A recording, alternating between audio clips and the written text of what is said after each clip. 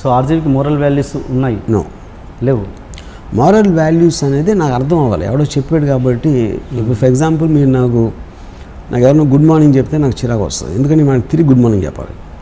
నువ్వు good morning చెప్పిన వల్ల నా మార్నింగ్ గుడ్ అవ్వదు, నేను చెప్పిన వల్ల నీ మార్నింగ్ గుడ్ అవ్వదు. అలాంటప్పుడు వేస్ట్ఫుల్ కాన్వర్జేషన్ నాతో ఎప్పుడు చేయొద్దని చెప్తాను నేను. అప్పుడు ఇంత చిన్నదానికి ఇంత పెద్ద ఇది ఇవ్వాలంటే అది నా ఇష్టం. ఎందుకంటే నేను నా ప్రతి సెకండ్ నా లైఫ్లో I want to enjoy that. I don't want to waste it for anyone. ఒక నీడ్లెస్ కాన్వర్జేషన్ దాంతో. సో అలాంటప్పుడు ఆబ్వియస్లీ మీరు ఒక దేవుడు ఆస్పెక్ట్, సోషల్ ఆస్పెక్ట్లో ఇప్పుడు కంట్రీ, దేశభక్తి. నాకు దేశభక్తి లేదు. నా పక్కింటోడు అంటే నాకు ఇష్టం ఉండదు. ఇంక దేశం అంటే ఏంటి ఇష్టం? సో నాకు I know the aspect of it. దానివల్ల నేను అట్లా మాట్లాడతాను. తెలియకుండా ఊరికనే ఒక ప్రోగ్రామ్ రోబోస్ లాగా ఇలా అయితే ఇక్కడ దండం పెట్టాలి, అక్కడ నమస్కారం పెట్టాలి, ఇక్కడేమో అదేంటి జనగణమన వస్తే లేచి నుంచోవాలి అనే ఒక ప్రోగ్రామ్డ్ షీప్ మెంటాలిటీని నేను అసలు కేర్ చేయను. ఓకే. అంటే ఎమోషన్స్ అంత పర్ఫెక్ట్గా ఉంటాయి, ఇంత రూడ్గా ఇంత స్ట్రైట్ ఫార్వర్డ్గా ఉండే మనిషి అంత ఎమోషన్స్ క్యాప్చర్ ఎలా చేయగలరు అన్నది నా పాయింట్. అందుకనే చేయగలుగుతాను నేను. ఎమోషన్స్ని కంట్రోల్ చేస్తాను, ఎమోషన్స్ని నన్ను కంట్రోల్ చేయనివాను. అప్పుడే అందుకని నాకు అర్థం అవుతాయి ఎమోషన్స్. ఎమోషన్స్లో మీరు ఎప్పుడైతే మునిగిపోయారో దాని లోపల మునిగిపోయి చచ్చిపోతారు. పైనుంచి అబ్జర్వ్ చేసినప్పుడు ఒక దానిపైన బోట్ ఏదాలా, లేకపోతే ఒక బోట్ తయారు చేయొచ్చా, రాఫ్ట్ తయారు చేయొచ్చా, ఇట్లాంటి ఐడియాలు వచ్చి మీకు వాటర్ అనేది అర్థమవుతుంది. వాటర్ లోపల ఉంటే అర్థమవుతుంది వాటర్. ఓకే. ఇంత అంటే మీరు దీన్ని ఎంతవరకు తీసుకుంటారో, ఇంత మీకు ఇచ్చిన ప్రేక్షకులకి కానీ సినిమా ఇండస్ట్రీకి కానీ మీరు మళ్ళీ తిరిగి ఏమి ఇవ్వాలనుకుంటున్నారు? నేను తీసుకుంటాను, ఎప్పుడు ఎవరికి ఇవ్వను.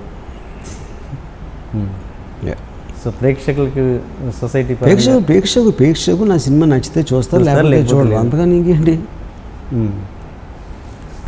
ఓకే. మిమ్మల్ని ఈ స్థాయిలో నిలబడిపోయి అట్లీస్ట్ ఇండస్ట్రీకి, ఇండస్ట్రీ అనేది ఉండదని. ఇండస్ట్రీ అనేది కేవలం మీడియాలో ఒక వర్డ్. అది ఇండస్ట్రీ ఏంటి? ఇండస్ట్రీ అంటే మీనింగ్ ఏంటి అసలు? ఎవడో వచ్చా డబ్బులు పెట్టి సినిమా ఎవడో యాక్ట్ చేస్తున్నాడు, ఎవడో కెమెరా చేస్తున్నాడు, ఇంకోటి ఎవడో ఏదో చేస్తాడు. వాళ్ళ బతుకులు వాళ్ళు బతుకుతున్నారు. వాళ్ళందరూ చేసిన ఒక ప్రోడక్ట్ వస్తుంది. ఆ ప్రోడక్ట్ని సినిమా కొంతమంది చూడొచ్చు, బాగా చూడొచ్చు, చూడకపోవచ్చు. ఇది తప్పిస్తే ఇండస్ట్రీ అనేది ఏమి ఉండదు. రోడ్డు మీద అందరూ నడుస్తున్నారు కాబట్టి రోడ్డు ఇండస్ట్రీ అవ్వదు కదా. అందరూ ఎవరి పనులు వాళ్ళు వెళ్తున్నారు రోడ్డు మీద. Same thing happens with cinema. Telugu cinema చరిత్ర తీసుకుంటే ఖచ్చితంగా శివ అనే సినిమా ఉంటుంది. మీరు నమ్మినా నమ్మకపోయినా శివ అనే ఒక సినిమాకి ఒక పేజ్ ఉంటుంది. అలా ఒక 50 years తర్వాత ఆర్జీవికి ఇండస్ట్రీలో ఏ ప్లేస్ ఉంటుంది? ఇప్పుడు మన పాత తరం వల్ల చెప్పుకుంటుంటాం. ఇప్పుడు నేను చచ్చిపోయిన ఒక సెకండ్ తర్వాత ప్రపంచం అంతా మాయమైపోయినా కూడా నేను కేర్ చేయను. 50 years తర్వాత ఏంటి నేను అనేది ఐ డోంట్ కేర్. ఇంకొకళ్ళు నా గురించి ఏం ఆలోచిస్తారని నేను పట్టించుకోను. ఓకే. మీకు ఇండస్ట్రీలో అత్యంత ఇష్టమైన వ్యక్తి, మీరు క్లోజ్ స్నేహితుడు వాడను? ఎవ్వరూ లేరు. ఓకే. ఇండస్ట్రీలో కాదు, ఎక్కడ ఎవరు లేరు. ఓకే. అమితాబ్ బచ్చన్ గారు ఫోటో పెట్టడానికి కారణం? ఇది రిప్రజెంట్ అమితాబ్ బచ్చన్ ఫోటో కాదు, సర్కార్ ఫోటో. అది సర్కార్ అనేది ఒక థాట్, అది అదొక పవర్, అదొక ఫిలాసఫీ. ఓకే. అందుకోసం పెట్టారు. మీ తర్వాత వచ్చిన మీ అసిస్టెంట్స్ కూడా ఆల్మోస్ట్ మీలో ఎంతో కొంత పావుమందమో సగమో ఎంతో కొంత ఖచ్చితంగా మీ ఇది ఉంటుంది, మీ ప్రభావం వాళ్ళ మీద ఖచ్చితంగా ఉంది. జేడీ కావచ్చు, తేజ కావచ్చు, చాలామంది. అంటే మీరేంటి మీ అసిస్టెంట్స్ని మీ దగ్గరకు వచ్చాక అలా మారుతారా, లేదా మీరు అలాంటి అసిస్టెంట్స్నే చూస్ చేసుకుంటారా? ఇలా చాలామంది ఐ థింక్ 2 factors ఉండొచ్చు. ఎందుకంటే నేను ఇండిపెండెంట్ వ్యక్తుల్ని నేను ఎక్కువ ఇష్టపడతాను. అతను డిసిషన్ తీసుకుని లేకపోతే ఒక యాటిట్యూడ్ ఉన్న మనుషులను ఎక్కువ ఇష్టపడతాను. తర్వాత నన్ను చూసినప్పుడు నా బిహేవియర్ బట్టి ఒక్కొక్కసారి అలా ఇన్ఫ్లుయెన్స్ అవ్వచ్చు. ఎందుకంటే చాలాసార్లు నాకు చెప్తూ ఉంటారు అసిస్టెంట్లు నన్ను ఇమిటేట్ చేస్తూ ఉంటారు అని. అది ఒక స్ట్రాంగ్ పర్సనాలిటీ ఉన్నప్పుడు ఒక్కొక్కసారి అవ్వచ్చు అది. కానీ అది జనరలైజ్ చేయను. కొన్ని ఈ ఫ్యాక్టర్ అలా న్యాచురల్గా వాళ్ళు ఉండొచ్చు, లేకపోతే ఒక ఇన్ఫ్లుయెన్స్ కూడా ఉండొచ్చు ఒక్కొక్కసారి. జేడీ మిమ్మల్ని విపరీతంగా ఫాలో అవుతున్నట్టు కదా, మైండ్ సెటప్ కూడా. ఈవెన్ అతనికి ఏదైనా ఎప్పుడైనా గీతోపదేశం చేశారా ఏంటి? నేను ఎప్పుడు ఎవరు గీతోపదేశం, నేను చేసే ఒకే గీతోపదేశం వినొద్దని. ఏంటది? ఎవరికి వినొద్దు? నేను చేసే ఒకే గీతోపదేశం వినొద్దు అని. ఓకే. ఈ రోజుల్లో సినిమా చూసే వాళ్ళకంటే తీసే వాళ్ళ సంఖ్య పెరుగుతుంది రోజు రోజుకి. ఎందుకంటే ఒకప్పుడు తెలుగు సినిమా స్థాయిని శివ సినిమాతో ఎక్కడికో తీసుకెళ్ళిన రామ్ గోపాల్ వర్మ అంతే స్థాయిలో దాని స్థాయిని పడేశాడు కేవలం 5D చిన్న చిన్న కెమెరాలతో. దానివల్ల ఇండస్ట్రీ నాశనమైందని చాలామంది అంటున్నారు.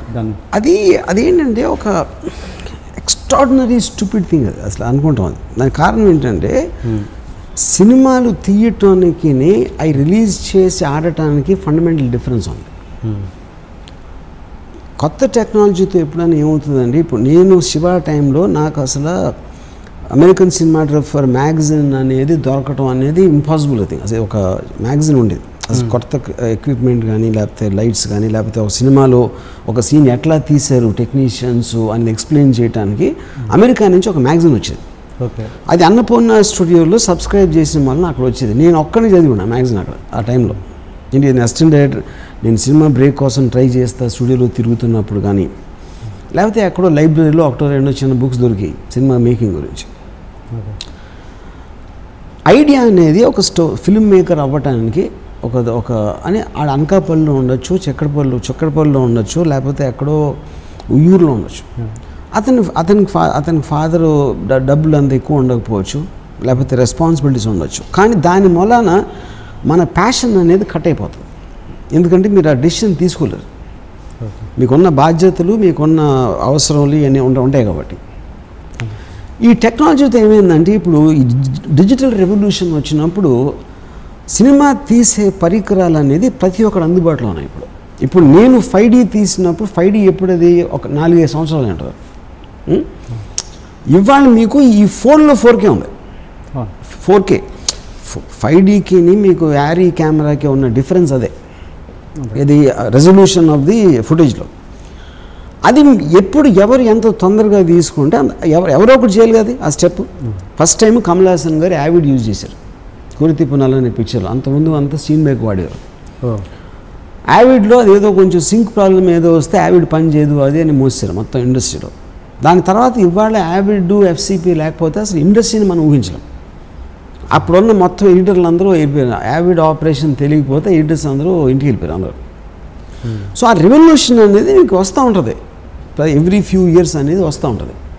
అప్పుడు ఈ మధ్యన ఒక ఇంటర్వ్యూలో చూశాను, ఒక అతను ఇలాగా ఈ రామ్ గోపాల్ వర్మ ఈ కెమెరాలు ఏ కెమెరాతోనో తీసేసి మొత్తం నాశనం చేశారని ఒక డైరెక్టర్ చెప్తున్నాడు. ఆ డైరెక్టర్ నేను కొమ్ములతో పుట్టాడా అని వేరేవాడిగా తీసేదానికి అవకాశం లేదా? రేపు పొద్దున్న వాడు ప్రూవ్ చేసుకున్నాడు. వాడు తీసిన విధానం ఆ కంటెంట్ నచ్చినప్పుడు రేపు పొద్దున్న 5D కాకపోతే వాడు అమెరికా వెళ్ళి అవతార్ తీయచ్చాడు. వాడి టాలెంట్కి సంబంధించిన విషయం అది. ఓకే, సో డెమోక్రటైజేషన్ అనేది ఎవరికి ఏమి అనిపించినా వాళ్ళు తీయటానికి వాడికి పరికరాలు ఇవ్వాలి. ఎడ్యుకేషన్ మీరు ఇచ్చినట్టు ఇది ఇచ్చినట్టు ఏదైనా సొసైటీలో ప్రతి ఒక్కరికి దొరకాలి. దొరికిన తర్వాత వాడు దాన్ని ఉపయోగించుకొని మిగతా వాళ్ళని ఎలా మెప్పిస్తారు అన్న దాని మీద వాడి టాలెంట్ సినిమా కొన్న గొప్పతనం ఉంటుంది. కానీ వాడు తీసిన మనం ఉండదు. అది అర్థం చేసుకోరాడు. మీరు 100 కాదండి 1000 సినిమాలు తీయండి, 10,000 సినిమాలు తీయండి, కానీ మీరు తీసిన తర్వాత అది రిలీజ్ చేయడానికి ఎవరో థియేటర్ ఇవ్వడానికి నచ్చడానికి జనాలకి దాంట్లో ఎన్ని వస్తాయి మీకు? మళ్ళీ అవి 100 ఉంటాయి. మీరు 10,000 తీసినా 100 వస్తాయి బయటికి.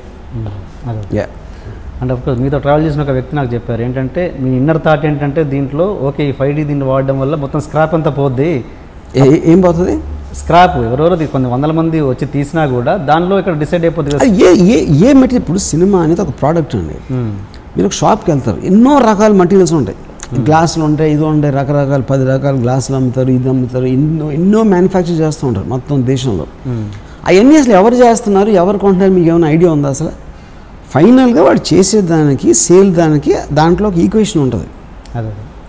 సినిమా కూడా అంతే. మీరు కమర్షియల్ ఎందుకంటే కొంతమంది మనుషులు కష్టపడి వాళ్ళు ఏదో చేస్తున్నారు, వాళ్ళు నమ్మింది వేరే వాళ్ళకి నచ్చుతుందా లేదా అనేది మీరు ఒక మామూలు ప్రోడక్ట్కి సినిమాకి ఏమి తేడా ఉండదు, సేమ్ ఉంటుంది అది. సో ఇప్పుడు అసలు ఏమి సినిమా అంటే ఏమి నాలెడ్జ్ లేని వాళ్ళు ఇండస్ట్రీకి వస్తున్నారు, దానివల్ల ఈ ఎఫెక్ట్ ఏం ఎలా వస్తుంది? అదే నేను చెప్తున్నాను ఇప్పుడే మీకు.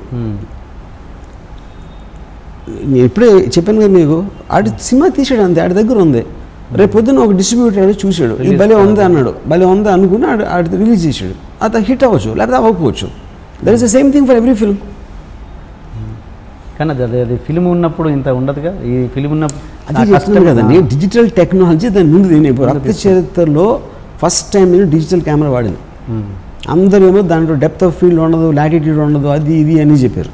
ఓకే, చెప్పిన తర్వాత ఇప్పుడు అసలు ఫిల్మ్ అనేది మర్చిపోయారు. ఫిల్మ్స్ ల్యాబ్స్ అన్ని మూసారు, మొత్తం కొడాక్ కంపెనీ క్లోజ్ అయిపోయింది. ఇది నేను 5 years back I predicted that.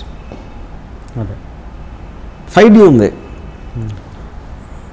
దొంగల మూట ఫ్లాప్ అయింది కాబట్టి 5Dని బ్లేమ్ చేశారు. ఈరోజు దొంగల మూట అనే సినిమాని 5Dలో తీసాను, అవును, అది ఫ్లాప్ అయింది కాబట్టి 5D కెమెరాతో చుట్టేస్తున్నారు. అదే కెమెరాతో ఈ రోజుల్లో అనేది మారుతీది సూపర్ హిట్ అయింది సినిమా. దొంగల మూట ఆరిఫ్ 5లో చేసిన అంతే ఆడేది, ఈ రోజుల్లో ఆరిఫ్ 5 చేసిన అంతే హిట్ అయ్యేది. అది సినిమా కంటెంట్ కానీ కెమెరాకి సంబంధం లేదు అది. మరి అంత ఎంకరేజ్ చేసిన మీరు మళ్ళీ తర్వాత తక్కువ బడ్జెట్ కదా 5Dని ఎందుకు కంటిన్యూ చేయలేదు మీరు? మళ్ళీ 5D అనేది అవుట్డేటెడ్ ఎక్విప్మెంట్ అండి. 5D కన్నా చీపర్ కెమెరాస్ వచ్చినాయి. ఇప్పుడు చెప్తున్నాను నేను, లాట్ ఆఫ్ పీపుల్ సెల్ ఫోన్తో చేస్తున్నారు సినిమాలు ఇప్పుడు వరల్డ్ వైడ్. ఎక్స్ట్రాడినరీ ఏంటి ఇప్పుడు ఏంటి, నేను రక్త చరిత్ర తీసినప్పుడు ఎవరైతే అన్నారో రెడ్ ఎపిక్ రెడ్ 1 కెమెరాతో చాలా చీప్ క్వాలిటీ, అది 2K రెజల్యూషన్ అని చెప్పారు. అదే సంవత్సరం స్లమ్ డాగ్ మిలియనీర్కి 1 grade తక్కువ రెడ్ ఎపిక్ అన్న తక్కువ కెమెరా SI 2K అనే దానికి ఆస్కార్ అవార్డు వచ్చింది ఫోటోగ్రఫీ. నేను టెక్నాలజీ ఇన్ని ఇయర్స్ అయినా I will be the first guy to understand what's happening in the world అనేది. Mac is the most richest company. 30 years of Mac అనేది ఒక యాడ్ చేశారండి, లాస్ట్ ఇయర్ రిలీజ్ అయింది. Short complete with iPhone. ఎందుకు iPhone ఏం చేయగలుగుతుందని నాడికి తెలుసు, మనం మాట్లాడటం తప్పి ఎక్కడ సెల్ఫీలు తీయడం తప్పితే మనకు తెలియదు. ఐఫోన్ యాక్చువల్గా ఏం చేయగలుగుతుంది అనేది ఆబ్వియస్లీ అది కనిపెట్టిన వాళ్ళకి తెలుస్తుంది. Okay, Please subscribe to Please subscribe for more videos.